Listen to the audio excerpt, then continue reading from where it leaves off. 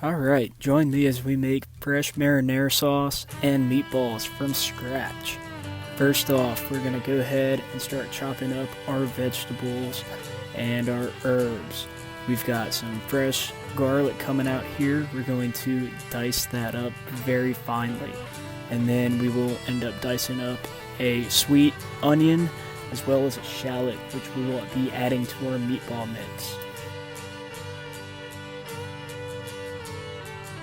Take your time with your knife skills. It's very important to be smooth and accurate. Don't rush, don't cut yourself. Here you can see we're going to slice up this shallot. This will help you get nice diced up pieces of shallot that we will now add into our meatball.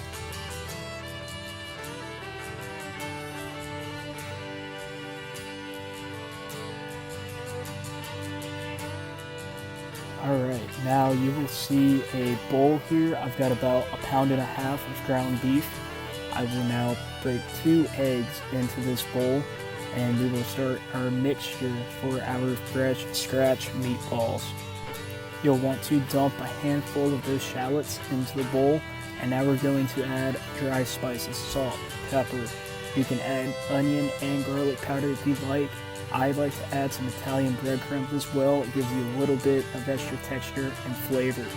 And then you got to get down and dirty. Mix it up with your hands, don't be afraid. Now you are going to take that mixture and you are going to roll your meatballs up. I would say they're probably about the size of a racquetball, but don't judge me on that size comparison. Just make them all look even. We are now going to put our meatballs into a pan. I couldn't find my flat baking sheet, so I put them in a stainless pan in the oven at 400 degrees for about 15 minutes. So usually I would roast tomatoes and herbs together, but didn't quite have all that time today, so I'm using a can of crushed tomatoes and a can of just pure tomato sauce.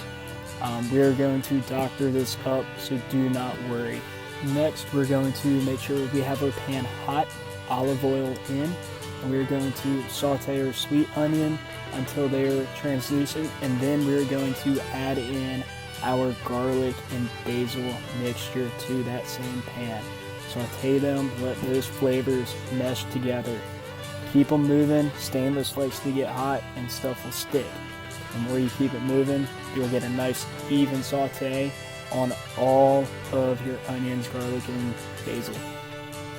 After about 10 to 12 minutes of sauteing your onions and garlic together, we're going to add them to our pot of sauce. By about this time, your meatballs should be almost ready.